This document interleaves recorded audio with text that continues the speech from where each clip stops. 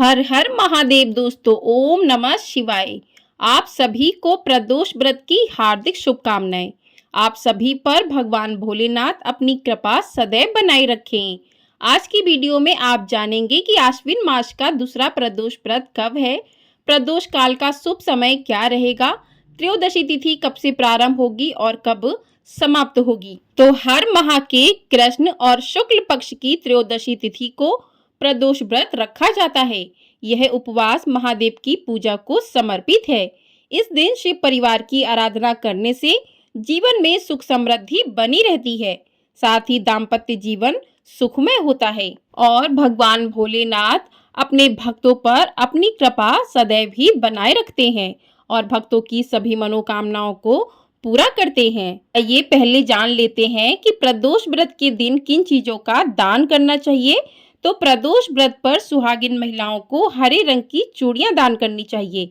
मान्यता है इससे वैवाहिक जीवन सुखमय होता है और पति पत्नी के रिश्ते भी मजबूत होते हैं। दूसरा है, धार्मिक मान्यताओं के अनुसार प्रदोष व्रत पर सफेद चीजों का दान करना बेहद शुभ माना जाता है। ऐसे में आप सफेद वस्त्र, दही, दूध का दान कर सकते हैं। इससे महादेव की कृपा बनी रहती है। इस दौरान आप अन्न का दान भी कर सकते हैं। इससे साधक के धन दौलत में वृद्धि होती है और साथ ही जीवन में सुख शांति बनी रहती है। मान्यताओं के अनुसार प्रदोष व्रत पर काले तिल का दान करना चाहिए। ये महादेव को अति प्रिय है। इसके साथ ही शिव जी के साथ ही शनिदेव की कृपा भी प्राप्त हो जाती है। जीवन में वस्त्रों का दान सबसे बड़ा दान होता है। इससे सभी देवी देवता प्रसन्न होते हैं। आप प्रदोष व्रत पर जरूरतमंद लोगों को वस्त्रों का दान कर सकते हैं।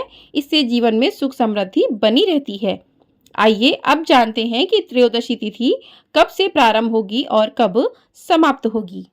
तो त्रयोदशी तिथि प्रारंभ होगी 15 अक्टूबर मंगलवार सुबह 3:42 से और त्रयोदशी तिथि समाप्त होगी 16 अक्टूबर बुधवार मध्य रात्रि 12:19 पर। यानी कि 15 अक्टूबर मंगलवार को 3:42 से सुबह सुबह प्रातः ही त्रयोदशी तिथि लग जाएगी और 16 अक्टूबर की रात्रि 12:19 पर समाप्त हो जाएगी। तो ऐसे में आश्विन मास के शुक्ल पक्ष का प्रदोष व्रत 15 अक्टूबर दिन मंगलवार को रखा जाएगा।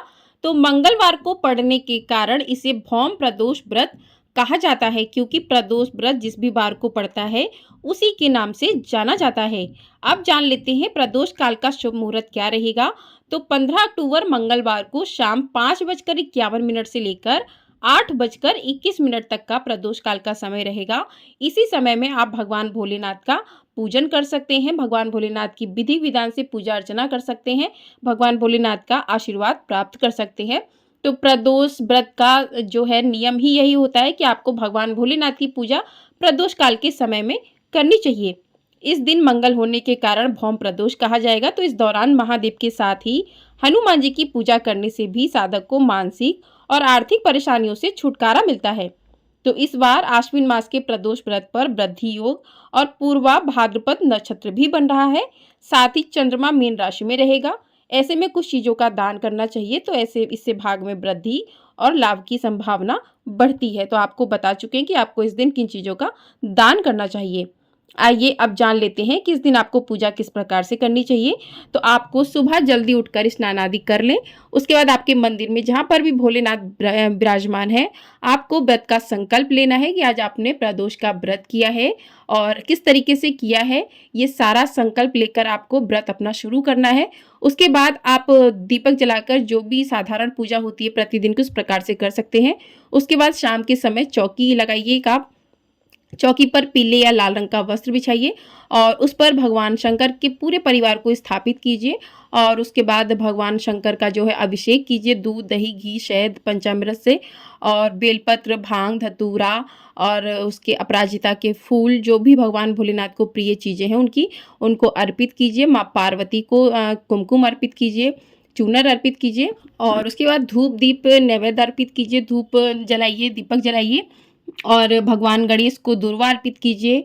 और इस प्रकार से भगवान शिव को जो है आप सफ़ेद चीज़ों का भोग अर्पित कीजिए, क्योंकि भगवान शिव को सफ़ेद चीज़ें अति प्रिय होती हैं। तो इस प्रकार से भोग अर्पित करने के बाद आप हाथ में थोड़े से पुष्प लेकर भौम प्रदोष व्रत की कथा को सुने। तो कथा आपको हमारे चैनल पर सुनाई जाएगी, आप लोग उसे अवश्य सुनिएगा और उसके बाद भगवान शंकर की आरती करें। आप शिव चालीसा का पाठ कर सकते हैं, ओम नमः शिवाय जप का मंत्र का जप कर सकते हैं। आप 108 बार, 21 बार, 11 बार, 7 बार, 5 बार, जैसा आपके पास समय हो आप उसके अनुसार जो है जप कर सकते हैं। तो इस प्रकार से आप फिर आरती करें। आरती करने के बाद क्षमा प्रार्थना करें कि आपसे पूजा में जो भी गलती हो गई है उसके लिए भगवान भोलेनाथ आपको क्षमा करें। इस प्रकार से आपकी पूजा संपन्न होती है और आपको व्रत का पारण अगले दिन सूर्योदय के बाद करना चाहिए। तो इस प्रकार से जो है प्रदोष व्रत आपका पूरा होता है। आपको हमारे चैनल पर पूर्णिमा, शरद पूर्णिमा कब है उसकी कथाएं भी सुनाई जाएंगी। तो आपने चैनल को सब्सक्राइब नहीं किया है तो चैनल को जरूर सब्सक्राइब कर लीजिएगा, और वीडियो पसंद आई हो आपको वीडियो को लाइक, शेयर और चैनल को सब्सक्राइब करके ढेर सारा प्यार अपना ज़रूर दीजिएगा। कमेंट बॉक्स में हर हर महादेव अवश्य लिखिएगा। महादेव की कृपा सभी भक्तों पर ऐसे ही बनी रहे। कहते हैं जब महादेव प्रसन्न होते हैं तो उनके भक्त भी बहुत प्रसन्न होते हैं। हर हर महादेव।